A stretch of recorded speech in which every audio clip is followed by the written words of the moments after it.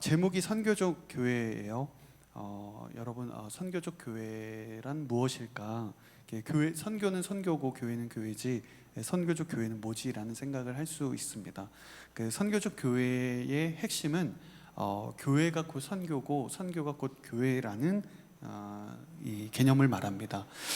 선교가 교회의 하나의 사역이 아니라 참된 본질이어야 된다는 것이 선교적 교회의 중요한 개념이에요. 가령 우리가 의사의 본질은 무엇일까요? 의사의 본질은 환자를 돌보고 고치는 일이잖아요. 그런데 가령 만일 의사가 음식 장사를 하고 또 다른 택시 운전도 하고 여러 가지 일들을 하는데 그 중에 하나가 환자를 고치는 일이다 라고 하면 의사는 본질을 놓치고 있는 거죠. 그러니까 마찬가지로 교회도 여러 가지 사역들을 할 수 있고 프로그램들을 할 수 있는데 그 중에 하나의 프로그램이 선교다라고 하면 그것은 교회의 올바른 본질이 아니다라고 이야기를 하는 거예요.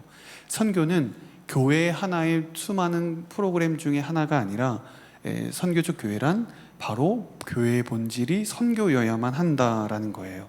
그러니까 교회 내의 다른 양육이나 프로그램들이 잘못됐다 하지 말라는 뜻이 아니라 훈련을 받더라도 양육을 받더라도 그 목적이 선교여야 되고, 그리고 우리가 예배를 드리더라도 선교적 목적을 향해야 되고, 그리고 기도를 하더라도 선교를 향해야 된다는 거예요.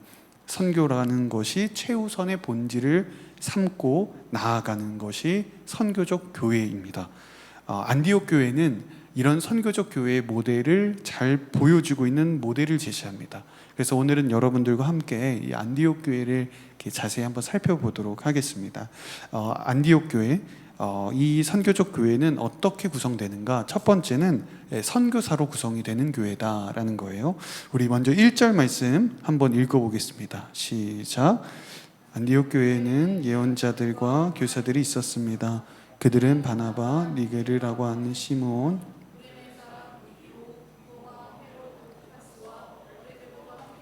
하나엔, 그리고 사울이었습니다. 안디옥 교회를 구성하는 리더십들을 소개하고 있습니다. 이때 구성원들을 한번 보면 이 바나바는 키프로스 출신의 유대인이었어요. 그리고 이 시므온이라는 사람은 이 니게르라고 하는데 오늘날의 니그로라는 영어의 어원이 되는 이 뜻이에요. 그래서 아프리카 흑인이지 않았을까라고 추정을 합니다. 그리고 루기오라는 사람은 북아프리카 출신의 사람이었고, 그리고 마나에는 헤롯 대왕과 어릴 때부터 함께 자랐다는 것은 젖동생으로서 왕실에서 어렸을 때부터 함께 황실의 교육을 받아왔던 상류층을 의미하고 있습니다. 그리고 마지막으로 우리 잘 아시는 사울은 다소 출신의 유대인이었어요. 지금 이 상황들을 보면 안디옥 교회는 인종과 계층과 출신과 재력들이 다양한 사람들이 모여서 이루어진 교회라는 것을 알게 되는 거예요. 그래서 안디옥 교회는 최초로 이방인 지역에 세워진 이방인 중심으로 구성된 교회였어요.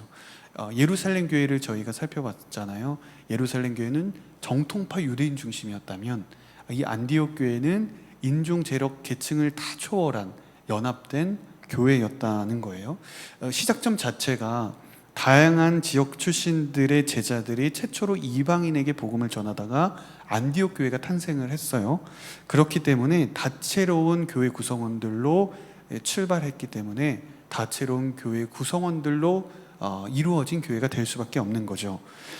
이 다양한 지역의 출신들과 계층들로 구성된 안디옥 교회였다라고 한다는 것은 곧 이들은 언제든지 선교지로 나아가 복음을 전할 수 있는 다양한 지역 출신들의 선교사들이 된다는 의미를 갖고 있어요.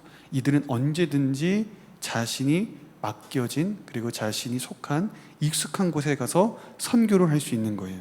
그래서 하나님께서 이처럼 각기 다른 사람들, 다른 종류의 사람들을 교회로 불러 모으시는 이유가 있습니다. 바로 언제든 자신의 고향으로 돌아가 복음을 전하고, 상류층이라면 상류층에게, 그리고 자신에게 익숙한 곳에 가서 말씀을 전하라는 하나님의 뜻인 것입니다. 그 양재에 횃불 트리니티 신학교가 있는데 거기에 외국인들이 참 많거든요. 근데 이제 장학금을 주고 이런 후원 프로그램들이 참 많이 있어요.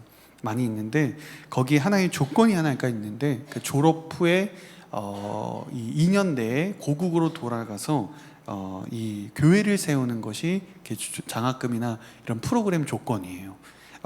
이 신학교에서 공부하고 수업을 받은 뒤에 현지에 가서 선교사가 되라는 거예요. 그래서 지금 이 횃불 신학교에 와서 수업을 듣는 이 외국인들은 목회자가 되는 이 학생들은 그 각각의 지역을 대표하는 국가대표와 같은 사람들입니다. 그래서 선교적 교회는 바로 모든 성도가 바로 나는 선교사다라는 생각을 가진 사명을 가진 교회예요.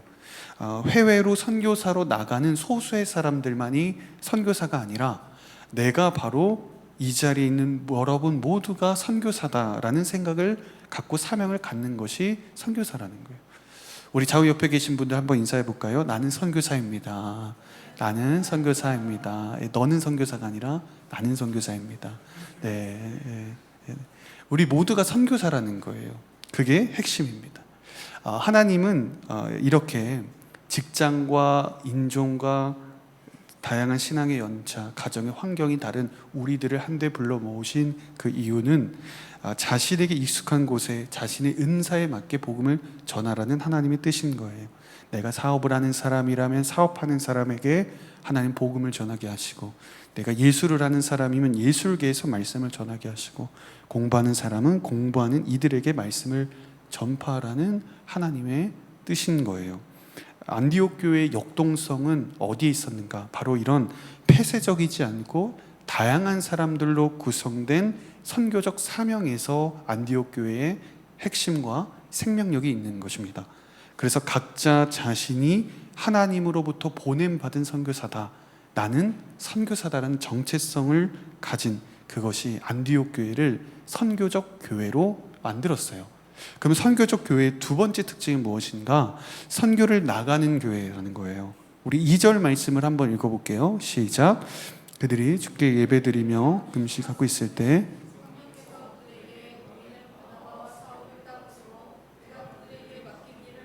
라고 말씀하셨습니다. 그 안디옥 성도들이 예배드리고 금식 기도를 하고 있었어요. 저는 이 부분이 묵상이 됐는데 안디옥 교회가 이제 막 생겼단 말이에요. 교회는 끊임없이 부흥하고 사람들이 몰려오고 있습니다. 그러니까 개척교회가 시작한 지 얼마 안 됐는데 기하급수적으로 대형 교회가 되어가고 있는 거예요. 그러니까 매일매일 기적과도 같은 일들이 일어나고 있는 거죠. 성장하고 있습니다. 그럼에도 불구하고 여전히 성도들은 예배하고 금식하고 기도하고 있었다는 거예요. 그러니까 당시에는 가정 중심의 예배를 드렸으니까 더 그 뜨거움과 열기가 충만했을 것 같아요. 얼마나 대단했을까라는 생각이 듭니다. 그러니까 저희가 지금 선교적 교회를 이야기하고 있잖아요. 중요한 것은 이 말이 예배와 기도 없이 무작정 선교를 떠난다는 뜻이 아닌 거예요. 예배를 소홀히 하는 것이 아니라 철저하게 선교적 교회는 예배를 중심으로 삼는 거예요. 선교적 교회는 그래서 교회의 본질이 선교라는 것이고, 교회의 심장은 무엇인가? 바로 예배라는 거예요. 그러니까 선교적 교회는 전심으로 예배를 드리고 기도하고 준비되는 교회예요. 어떠한 어려움이 오더라도, 외적인 이 절망 가운데 오더라도, 예상하지 못하는 어려움들, 고난들이 찾아오더라도 예배를 포기해서는 안 되는 것입니다. 예상치 못한 삶의 흔들림이 있을 때, 삶의 패턴이 바뀔 때 우리는 제일 먼저 우리는 예배를 내려놓을 때가 있는 거예요. 왜냐하면 예배를 일단 쉬고 안정을 취하면서 다른 스텝을 생각하는 거죠. 이것은 예배가 내 인생 가운데 최우선순위가 아니라는 반증인 겁니다. 어떠한 부모도 자기가 쓸 것들, 본인들이 쓸 것들을 다 쓰고 남는 비용으로 자녀의 교육비를 쓰는 부모는 없잖아요. 항상 교육비를 먼저 떼어놓고 나머지 돈으로 생계를 유지하죠. 그것은 그만큼 이 자녀의 양육이 부모에게는 가장 중요하다는 것을 보여주는 거죠. 마찬가지로 우리들의 예배도 똑같다는 거예요. 우리가 인생의 항해를 하는 과정 가운데 삶의 배가 흔들릴 수 있습니다. 그러나 예배라는 길을 가장 먼저 붙들어야 되는 거예요. 예배를 사모하시는 여러분들이 되기를 바랍니다. 예배가 바로 세워져야 우리들의 모든 인생이 올바르게 세워질 수 있는 거예요. 예배라는 것이 우리들의 삶의 가장 우선된 삶이 되어야 하는 것입니다. 저는 여러분들의 삶의 가장 중심과 머리에 그런 예배가 있기를 주님의 이름으로 축복합니다. 이때 성령께서 성도들에게 나타나셔요. 바나바와 사울을 따로 세워 내가 그들에게 맡긴 일을 하게 하라. 그러니까 하나님은 또 구체적으로 어떤 일인지를 성도들에게 말씀하시지는 않은데, 그런데 하지만 확실한 것은 성령께서 이렇게 말씀하시는 거예요. 내가 그들에게 맡긴 일이다. 이미 오래전에 그 임무를 알려주고 맡겼다는 것입니다. 그러니까 성도들은 잘 모를 수 있었겠지만 바나바와 사울은 분명히 알았을 거예요. 온 열방에 나아가는 복음을 전파하는 사명이죠. 그 사울은 처음에 다메섹 도상에서 회심을 했을 때 이미 온 열방과 이방인을 향하여 나아가는 복음을 그 부르심을 받았잖아요. 그러니까 바나바와 사울도 안디옥 교회에 몰려오는 성도들의 유입으로 인해서 정말 바빴을 거예요. 지금 저희가 다산 세예배당 건축을 하고 있는데 이것도 이렇게 일이 많은데 아예 교회라는 개념이 없는 곳에서 교회를 세워가는 상황들이 훨씬 더 어렵고 힘들었을 것입니다. 그러다 보니 자신들에게 주어진 이 부르심과 사명을 제쳐두고 점점 잊고 살아갔을 거예요. 우리 25절과 11장 25절 26절 한번 읽어볼게요. 시작. 그리고 바나바는 사울을 찾으러 다소로 가서 그를 만나 안디옥으로 데리고 왔습니다. 그리하여 바나바와 사울은 1년 내내 그곳에 머물면서 많은 사람들을 가르쳤습니다. 1년이 넘는 기간 바나바와 사울이 지금 안디옥 교회를 위해 헌신했어요. 물론 헌금을 위해서 잠시 예루살렘에 다녀오긴 했지만 곧바로 안디옥 교회에 부임했습니다. 정신없이 이 교회 사역을 하면서 교회가 부흥하는 모습을 보면서 보람도 되고 얼마나 기쁨이 넘쳤을까 싶어요. 그러나 동시에 그들에게 주어진 부르심을 잊고 살아간 거죠. 그것을 성령께서 일깨워 주신 거예요. 성령이 어떻게 말씀하시는 거냐면 내가 너에게 맡긴 일, 내가 너를 부른 그 자리로 돌아가라고 이야기를 하시는 것입니다. 내가 너에게 그 일을 맡겼던 그 일을 향하여 내가 너를 부른 그 자리로 다시 한번 돌아가도록 하나님은 말씀하세요. 여러분, 교회를 위해 열심히 일하는 것이 곧 주님의 사명을 잘 감당하고 있다, 이와 동일한 것은 아니라는 것입니다. 그러니까 사역을 많이 하고 열심히 해도 각자의 부르심이 만회가 되는 것은 아니라는 거예요. 직장 상사가 만일 여러분들에게 어떤 업무를 맡겼어요. 어떤 프로젝트를 맡겼는데 내가 다른 프로젝트로 밤새 준비하고 사무실을 구석구석 열심히 청소하고 정작 다른 주어진 업무를 하느라고 나에게 맡겨진 업무를 처리하지 못하는 건 다른 방향의 열심이지 각자 주어진 임무에 대해서 완수했다는 뜻은 아닌 거잖아요. 똑같은 거예요. 신앙생활을 열심히 하지 말라는 것이 아니라 각자 주어진 각자 한 사람 한 사람에게 하나님이 부르신 그 사명과 부르심이 있다는 것입니다. 그것을 확인하고 우리가 그것을 다시 한번 돌이킬 필요가 있다는 거예요. 하나님이 바나바와 사울을 책망하신 게 아니에요. 열심히 교회를 위해 수고하고 헌신하고 성도들을 가르치고 키운 그 노력을 무시하시는 게 아니라 다만 그들에게 주어진 사명의 본질이 무엇인가, 이 애초에 그들에게 주었던 임무를 기억하고 생각하라는 것입니다. 바나바와 사울은 밤낮 눕고 틀 새 없이 치열하게 살아갔습니다. 그런 그들에게 하나님은 내가 너에게 맡긴 그 부르심의 사명을 잊지 말라고 다시 한번 일깨워 주시고 기억하게 하시는 거예요. 사랑하는 여러분, 우리가 참 바쁘게 살아가잖아요.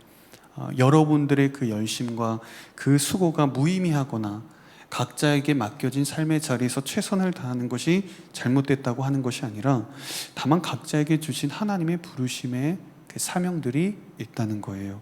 그 열심, 수고, 그 모든 것들이 있지만 각자에게 주어진 그 하나님의 사명, 그런 분주함 속에서 내가 하나님이 각자에게 주시는 신앙의 사명과 삶의 사명을 잊고 살아가면 안 되는 것입니다. 그래서 다른 방향의 열심이 아니라 정말 하나님이 주시는 올바른 방향과 열심으로 살아가셔야 되는 것입니다. 그래서 우선순위는 내 눈앞에 주어진 일이 아니에요. 내 앞에 행해야 되는 그런 의무감이 아니라 각자에게 주신 하나님의 부르심과 그 사명을 따라가는 삶입니다. 그래서 산만한 관심을 버리셔야 하고 명확한 우선순위를 여러분들이 세우실 수 있어야 되는 거예요. 지금 바나바와 사울의 입장에서 한번 생각해 보세요. 1년 넘게 마음과 시간을 다해 신생교회를 키워냈습니다. 바나바의 성품과 그 영성, 그리고 바울의 능력, 바울의 지도력이 만나서 수많은 사람들이 안디옥 교회로 몰려왔어요. 그런데 하나님께서 이제 거기에 안주하지 말라고 떠나라는 것입니다. 그래서 다윗 공동체 여러분도 마찬가지로 떠나셔야 되는 거예요. 다윗 공동체를 떠나라는 뜻은 아니고 절대 안 돼요. 어떻게든 막아낼 거예요. 다윗 공동체를 나가라는 게 아니라 정말 하나님의 부르심에 사명을 다하여 선교를 향하여 이렇게 나아가라는 뜻인 것이죠. 헌신하고 애정을 쏟아부은 만큼 떠나는 것이 훨씬 더 어려운 일이잖아요. 내가 수고한 만큼 떠나는 것.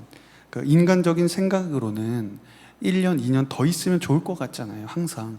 그런데 하나님은 거기까지다 말씀하실 때가 있는 거예요. 쉽게 납득이 되지 않을 수 있어요. 만일 우리가 새 예배당을 다 짓고 교회도 안정화되고 다윗 공동체도 이렇게 자리 잡았는데 갑자기 저에게 다른 곳으로 가면 정말 얼마나 억울할까 생각만 해도 정말 그래요. 그렇지만 하나님의 어떤 부르심에는 그런 계획과 뜻이 있는 거예요. 제가 작년에 양재에 있을 때 딱 공동체를 1년을 섬겼는데 내년에 계획도 다 세워놓고 막 리더십도 막 거의 100명 가까이 막 거의 한 300통 콜센터 하는 줄 알았어요. 그래서 전화하면서, 왜냐면 300통을 해야 100명 세울 수 있어요. 그래서 이렇게 100명 가까이 세우고 막 했었는데 앞으로 잘해봅시다 하고 남양 좋았어요.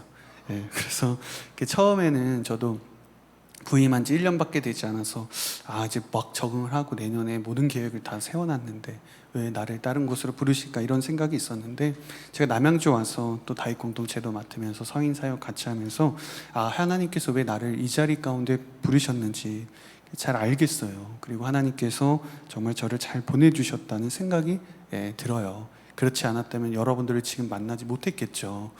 여러분 큰 생각은 없으시겠지만 저는 그래요. 저는 그래요. 하나님의 보내심에는 다 계획이 있습니다. 하나님의 보내심, 파송에는 결코 실수가 없습니다. 바나바와 사울 모두 자신의 공로와 수고로 모든 것을 이뤄낸 이곳을 내려놓고 또 다른 곳으로 가야 되는 결단을 내려요. 하나님께서 인도하시는 자리는 늘 선하시기 때문이죠. 다윗 공동체, 저는 늘 여러분들이 하나님의 부르심에 민감하게 순종할 수 있는 여러분들이 되기를 바라요. 하나님이 여러분들이 여기까지다 하시면 여기까지인 거고, 또 다른 자리에서 여러분들이 섬김의 자리가 있을 것이다 하면 섬기는 것이고, 하나님의 그런 부르심 가운데 여러분들이 있기를 주님의 이름으로 축복합니다. 우리 세 번째로 선교적 교회는 선교를 보내는 교회였다는 거예요. 우리 3절에서 5절 말씀 읽어볼게요. 시작. 그래서 그들은 금식하며 기도한 후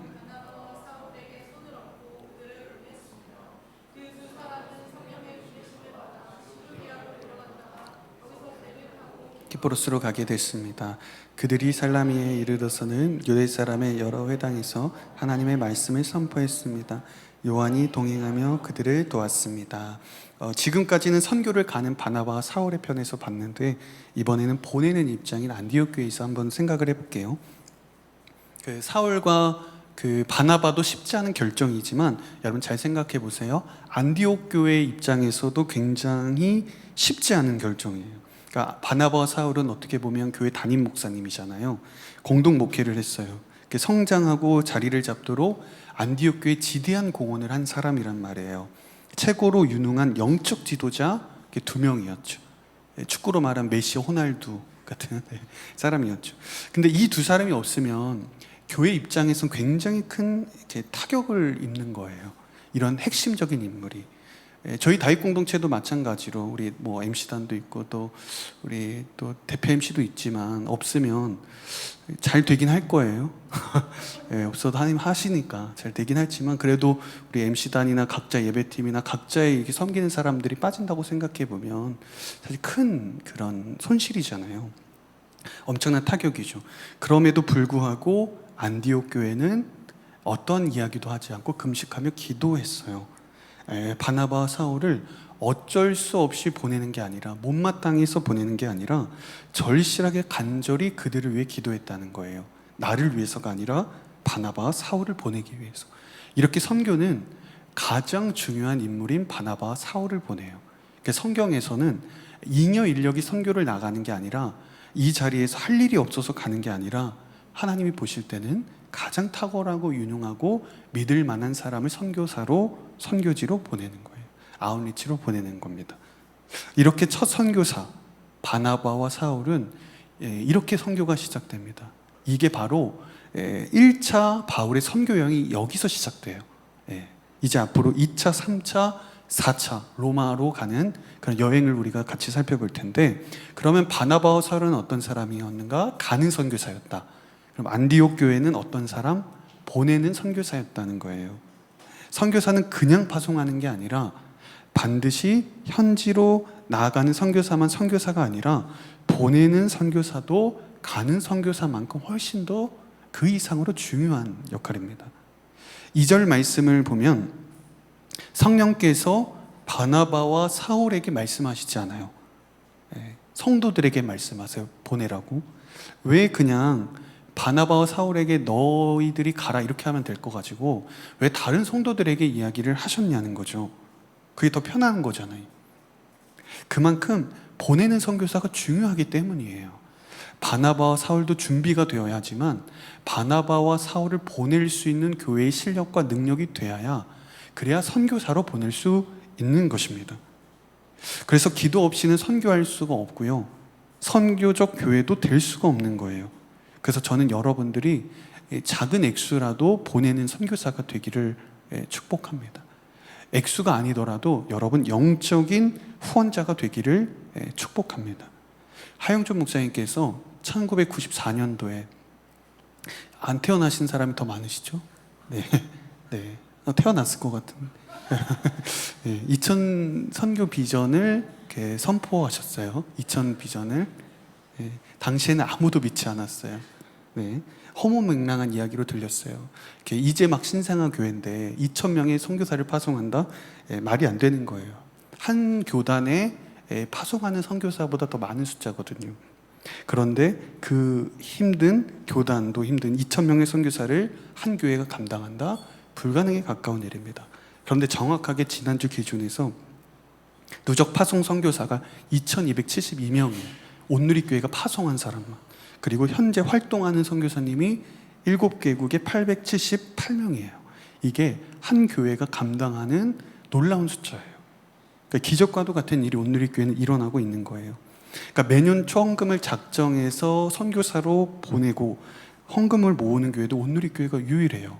온누리교회의 재정 구조는 명확해요. 아까 말씀드렸던 것처럼 부모가 교육비를 먼저 아껴두고 나머지로 재정 살림을 하는 것처럼, 온누리교회는 선교사님을 향한 비전, 이 후원금을, 선교비를 먼저 책정하고 나머지로 써요. 그러니까 우리가 이렇게 열악한 거예요. 다른 교회였으면 이미 이런 거 다 바꿨죠. 뭐 강남에 빌딩 몇 개 세웠을 거예요. 항상 선교사님 먼저 비용을 책정하고 나머지 우리가 부족하더라도 이렇게 하는 거예요. 그래서 아웃리치 비용을 거둘 수밖에 없어요. 그런 교회예요. 근데 저는 참 건강하다고 생각이 들어요. 그리고 이번에 여름 아웃리치에 가는 대학 청년부 캠퍼스 전부 다 포함해서 4,000명 가까이 됩니다. 아웃리치만 국내에 포함해서. 일반 교회는 상상도 할 수 없는 숫자예요. 여름이면은 모든 청년들이 거의 대다수가 4,000명이 아웃리치를 가는 교회가 어디 있겠어요. 그래서 저는 하나님께서 온누리교회를 이렇게 축복하신 이유는 이렇게 단순하다고 생각해요. 선교의 본질을 두고 있기 때문입니다. 그런데 여러분, 여기보다 이건 보여지는 것이고 더 중요한 것이 있는데, 온누리교회는 성인 공동체마다 다락방별로 이렇게 선교사님들이 다 매칭이 되어 있어서 끊임없이 매달 기도하고 있고요. 그리고 선교사님들만을 위한 기도팀도 따로 있어요. 그리고 모든 캠퍼스, 여러분 주보 이거 잘 안 보실 수 있지만 매주 선교사님을 위한 기도가 들어가요. 이런 매주 주보에 선교사님 평소에 안 봐서 어딘지 찾고 계신데 매주 기도 제목이 들어가요. 이렇게 주보에 선교사님들을 위한 기도가 매주 들어가는 교회도 거의 온누리 교회밖에 없어요. 예. 왜냐하면 다른 광고 넣기에 바쁘잖아요. 항상 들어가요. 그리고 선교사님에 대한 기도의 끈을 절대 놓치지 않아요. 예. 이게 2,000명이 넘는 선교사를 보낼 수 있었던 이유는 2,000명의 선교사님의 훌륭함도 물론 있겠지만 2,000명을 보내는 그 이상 10배 되는 그 이상의 성도들의 기도가 있었기 때문입니다. 우리가 이것을 보셔야 되는 거예요. 선교는 절대 혼자 할 수 없고 혼자 보낼 수 없어요. 보내는 선교사들의 기도와 눈물로 이루어지는 거예요. 이게 선교적 교회인 거예요. 단순하게 가는 선교사만이 선교하는 교회가 아니라 우리 모두가 선교사로서 보내는 선교사가 되는 교회가 하나님의 사명을 갖는 진정한 선교적 교회입니다.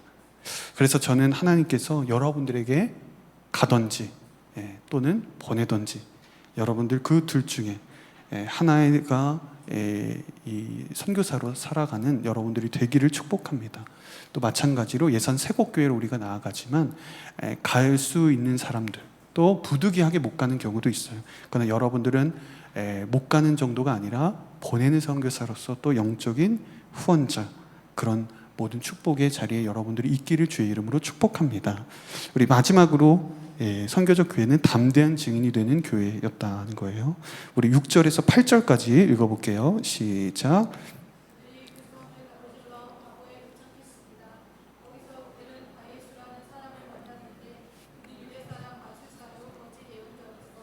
정독 서기오 바울 곁에 함께 있는 사람이었습니다. 사울에게 사람을 보냈습니다. 그러나 엘루마라고도 하는 이 마술사가 그들을 막으며 총독이 믿음을 갖지 못하게 하려고 애를 썼습니다. 바울과 바나바가 파송을 받았습니다. 이제 최초의 선교사가 되었어요. 최초의 이방인 교회에서 최초의 선교사가 나와요. 정말 신앙적으로 의미가 있는 일이에요. 예루살렘 교회에서 최초의 선교사를 파송하지 않았고요. 안디옥 교회, 이방인들로 구성된 교회에서 첫 선교 여행이 시작됩니다. 그렇게 그들이 키프로스라는 섬에 도착했고요. 바보라는 도시로 이동하게 되었어요. 그때 이름이 바예수라는 유대 사람, 마술사이자 거짓 예언자를 만나게 됩니다. 그러니까 총독 서기오 바울은 똑같은 동명이인인데 다른 사람이에요. 이 지역을 다스리는 최고의 통치권자였는데 마술사 하면 오늘날에는 우리가 트릭을 써서 즐겁고 관객들을 기쁘게 하는 역할인데 당시에 마술사는 점을 치고 무당과 같은 역할을 했습니다. 그래서 왕들이 마술사들을 이렇게 끼고 있어서 나라의 운명과 미래를 점치도록 했습니다. 그런 역할을 삼았어요. 그래서 키프로스에 도착한 바울과 바나바가 복음을 전하고 이 많은 사람들에게 선한 반향을 일으키자 이 총독 서기오 바울이 바나바와 사울을 불러오도록 합니다. 과연 그들이 전하는 말씀이 무엇일까? 그런 복음이 무엇일까라는 거예요. 그런데 이때 바예수라는 엘루마라는 마술사가 총독이 그 믿음을 갖지 못하도록 한 거예요. 근데 흥미롭게도 마술사가 총독이 믿음을 못 갖도록 방해하는 이유가 무엇이냐면 역설적으로 마술사는 믿음이 무엇인지를 알았기 때문이에요.